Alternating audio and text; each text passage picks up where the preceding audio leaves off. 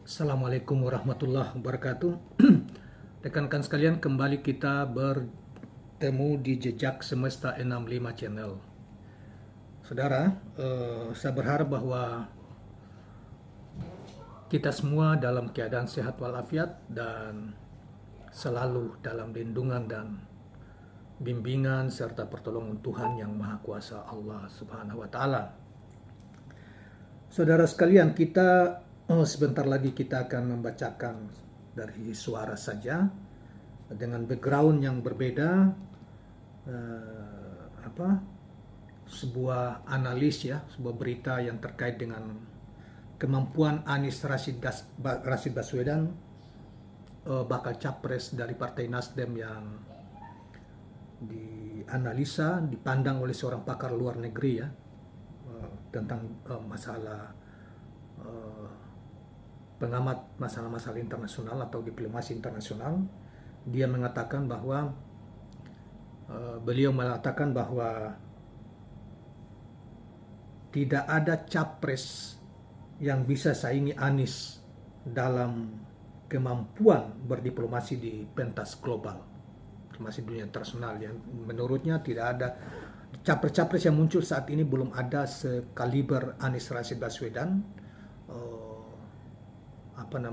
memiliki kekuatan diplomasi di dunia, di pentas global atau dunia internasional.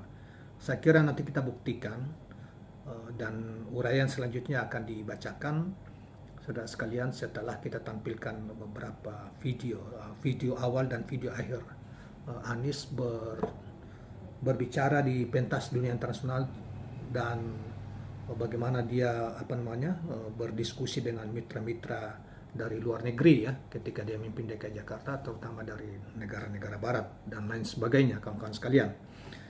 Baiklah kawan-kawan sekalian, isi konten dari berita ini nanti kita bacakan setelah ini. Terima kasih, jangan lupa subscribe, like, dan share channel ini. Assalamualaikum warahmatullahi wabarakatuh. Everyone, the Honorable UN Secretary General, Mr. Antonio Guterres, fellow governors and mayors, ladies and gentlemen. It's a city government has a duty to provide livable living environment for its residents, and this include addressing climate change impact by making efforts to reduce cities' carbon emissions. Cities globally have done so by putting in place commitments and resources in establishing climate action plan and delivering actions in transportation strategies, building codes, promoting clean energy, and many, many more. So ladies and gentlemen, cities across the globe are taking bold actions. So is Jakarta. Jakarta commits to be a climate resilient city, and at the moment, Jakarta is moving from car-oriented development to transit-oriented development. And Jakarta is leading in sustainable transportation and mobility transportations, and we would like to continue even further. So in these occasions, ladies and gentlemen, allow me to propose the assistance that cities needs from the UN. The UN may have a big role for supporting cities across the globe. First of all, the UN could encourage countries to acknowledge the achievements of climate actions at the city level, and that need to be calculated as part of national determined contributions of climate actions. Secondly, within the United Nations capacity, the organizations could lend a hand to foster vertical and horizontal integrations at actions and at policy levels. Lastly, toward the COP26, the United Nations could also support countries to develop comprehensive architecture and financing structure to translate the benefit that are obtained by national government in the global forum to be executed at the local level. Thank you very much. If I may interrupt, Baiklah kawan-kawan sekalian, kita akan bacakan pendapat pakar internasional tentang Anies Rashid Baswedan. Bakal calon presiden usungan Partai Nasdem Anies Rashid Baswedan memiliki kemampuan dalam berdiplomasi tingkat global. Bahkan di antara semua bakal calon presiden yang ada saat ini, tidak ada yang bisa menandingi mantan Gubernur DKI Jakarta tersebut dalam bidang ini. Anies itu kalau kita lihat dari calon-calon aspiran capres yang ada sekarang, gak ada yang bisa saingi Anies dalam soal ini. Jelas pakar luar negeri Smith Al-Hadar dalam broadcast beberapa waktu yang lalu. Kemampuan Anies berdiplomasi di dunia internasional, ujarnya, tidak lepas dari latar belakang pendidikannya. Anies menyelesaikan master di bidang international security and economic policy di Maryland University dan doktor politik sains di Northern Illinois University, keduanya di Amerika Serikat. Karena dia itu bersekolah di sana, Amerika Serikat, S2 dan S3. Dan yang paling penting, track record dia ketika memimpin Jakarta itu, sebenarnya Anies telah menjalankan politik luar negeri. Ujar penasehat Indonesian Society for Middle East Study ini. Kemampuan Anies dalam berdiplomasi ini terbukti saat dia membangun Jakarta International Stadium atau JIS dan menyelenggarakan Formula E. Dalam membangun dan menjalankan kedua mahakarya tersebut, pemerintah pusat tidak mendukung bahkan memboikot terutama terkait ajang balap mobil listrik bertaraf internasional tersebut. Dikatakan supaya proyek ini gagal, karena ini dianggap proyek Anies yang bisa melejitkan namanya di panggung internasional, sehingga semua BUMN menolak bekerja sama dengan Anies, atau waktu itu memang BUMN tidak ada yang mau bersponsori kegiatan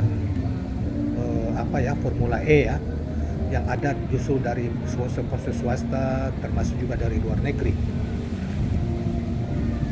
Supaya proyek ini gagal, karena ini dianggap proyek Anies yang bisa melejitkan namanya di panggung internasional, sehingga semua BUMN menolak bekerja sama dengan Anies, Weber Smith.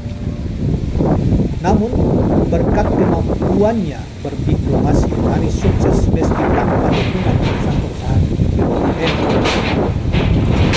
Karena korporasi raksasa dunia justru berbondong-bondong memasang iklan mendukung pelaksanaan ajang balapan jet darat tersebut. Jet darat itu tanda petik ya. Itu tidak mungkin bisa berhasil kalau Anies tidak mempunyai kemampuan diplomasi internasional, tegasnya. Contoh yang paling menarik adalah ketika Sekjen Perserikatan Bangsa-Bangsa PBB Antonio Guterres takjub mendengar pidato singkat Anies Baswedan selaku Gubernur DKI Jakarta pada April 2021 lalu dalam forum virtual dialog between C40 atau C40 Mayors and Secretaries, United Nations Secretary General Advancing Carbon Neutrality and Resilient Recovery for City and Nation. Usul Anies dalam pidato yang hanya 2 menit terkait kebijakan dari dampak perubahan iklim langsung diterima oleh Sekjen PBB. Dan begitu habis mereka berdialog, Sekjen PBB menyatakan, "Saya setuju dengan pandangan Anda dan dia Sekjen PBB ikuti," terang Smith. Lebih jauh, Smith menjelaskan dalam pergaulan internasional ada banyak instrumen yang dilakukan sebuah negara dalam mempengaruhi negara lain. Yang pertama adalah instrumen ekonomi, misalnya memboikot. Kedua, mempermalukan negara target dengan mengekspos kasus-kasus negara tersebut di dunia internasional. Ketiga, instrumen perang atau lewat perang. Keempat, melalui diplomasi secara umum. Nah, yang lain itu adalah diplomasi umum ini murah, risikonya kecil, tapi dia memerlukan kecanggihan, kecerdasan pemimpin sebuah negara. Karena dia banyak ada modal, karena dia nggak ada modal kecuali ngomong bagaimana mempengaruhi lawan bicaranya, ungkap Smith selanjutnya. Di antara bakal capres, katanya lagi, tidak ada yang memiliki kemampuan seperti Anies dalam berdiplomasi. Menurutnya Indonesia akan diuntungkan kalau Anies yang menjadi pemimpin negeri ini periode mendatang. Ini kekuatan Anies, ini modalnya. Karena itu saya sangat yakin kalau Anies menjadi presiden Indonesia, Indonesia bisa mendapatkan keuntungan dari politik luar negeri itu. Karena lebih dari kapanpun di dunia global pada saat ini, politik luar negeri itu berperan penting. Demikianlah kawan-kawan sekalian, uraian dan analisa yang ditampilkan oleh seorang pengamat politik internasional, Smith Al-Hadar yang tadi sudah disampaikan. Kawan-kawan sekalian, saya kira apa yang disampaikan oleh Smith Al-Hadar itu bukanlah sesuatu yang kita baru dengar atau kita baru ketahui, tetapi sesungguhnya memang Anies memiliki kemampuan yang memiliki kekuatan diplomasi yang sangat dan memiliki kawan yang banyak di dunia di level internasional ya, misalnya di Inggris, di Perancis, di Timur Tengah, di Jepang ya, apalagi Amerika tempat dia sekolah pada masa itu. Nah, dan dari capres-capres yang muncul ini saya kira Anies memiliki rekor akademik yang luar biasa. Dia sebagai seorang aktivis ketika menjadi mahasiswa, bahkan sejak pelajar, dia juga seorang yang intelek, memiliki kapasitas yang sangat memadai. Nah, kawan-kawan sekalian, demikianlah kita.